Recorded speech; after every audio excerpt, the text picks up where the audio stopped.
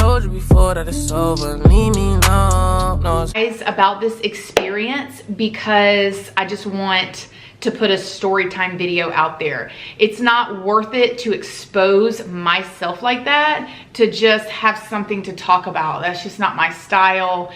I got plenty of things to talk about. The reason why I'm putting this out there is because in hopes to encourage people, to show you that it doesn't matter what you go through in life or what cards you were dealt, that you can overcome, right? You can overcome anything. And with God, you can overcome anything and everything, right?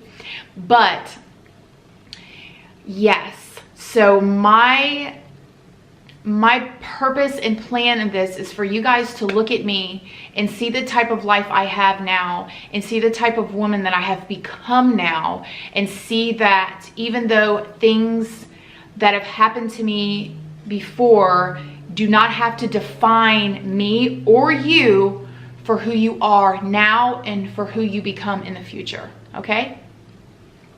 Okay. I don't remember a whole lot from whenever I was a baby because I was a baby. But I do know things that I was told by family members and my grandmother, who has been the only consistent person in my life, my whole entire life.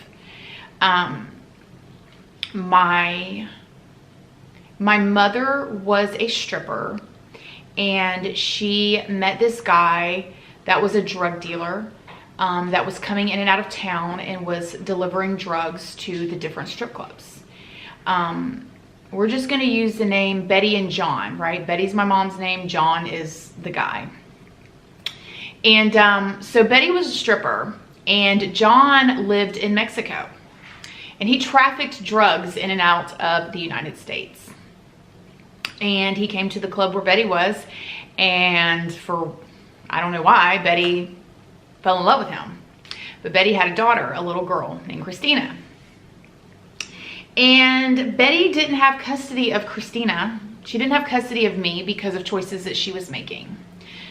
Well, one day, Betty came to visit her daughter, Christina, and told the people that were taking care of her that she was going to take her to see her grandfather. And she took me and disappeared with me. And her and, I almost said his name, her and John took me and disappeared with me. Well, John was a very mean man.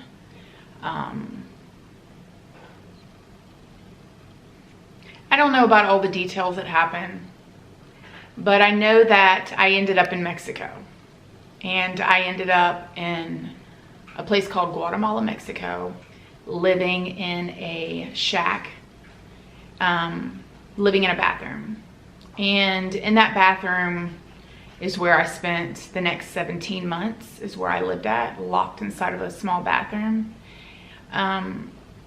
Now, I was 3 or a little under 3, and I can still remember everything that happened like it was a movie.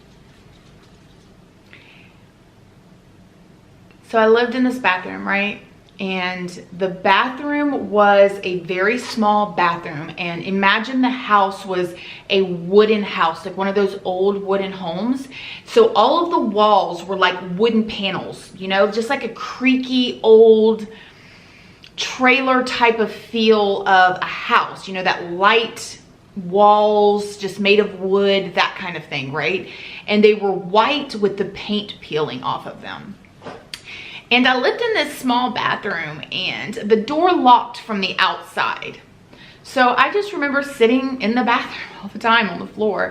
And in the bathroom, there was a white tub, but it was like one of those bear claw tubs, because this was like an older home somewhere. And the sink was one of those sinks that came out from the wall. They weren't like they didn't have cabinets underneath. It was like out from the wall, and it had, you know, the white pole that went all the way down. And then there was the toilet. One time he took me out of the bathroom, and he turned the fire on that was on the stove, right? And he put my hands, you know, at 3 years old, on top of the fire, and he burnt my hands.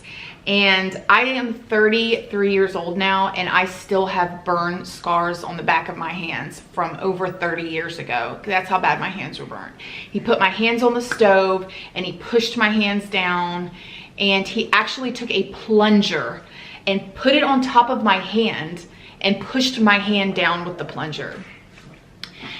There was a time that he filled the bathtub full of scalding hot water and he put me in the bathtub. And I just remember being a little girl and like grabbing the sides of the bathtub and like crying and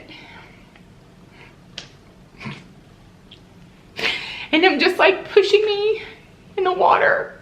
Like I still don't know why he did these things to me. I don't know why he tortured me. Like he just tortured me. Like I never remember eating food, and I mean, clearly I had to have eaten food in order to survive that long at some point, but there was a time that he made me eat my still remember, this is gonna be so gross, guys, I'm sorry, but like I still remember the way that it smelled, and I still remember the way that it tastes. And I remember him taking me by my feet and hanging me upside down and putting my head in the toilet and flushing it. And I mean, of course those things aren't so bad. I mean, they're mean and, you know, sad to do to any kid. I mean, especially like you're like living in a bathroom with it's locked from the outside, and I lived in there. And I remember times that he pulled me out of the bathroom and he would make me get on my knees and put my hands behind my bed, rape my mother. I still remember, I don't even know if it was rape, but I would have to hope that it was, for her to allow him to make a small child be on her knees with her hands behind her head. I just pray they don't forget my name. These are game rules I can't lose. When it's all said and done, will I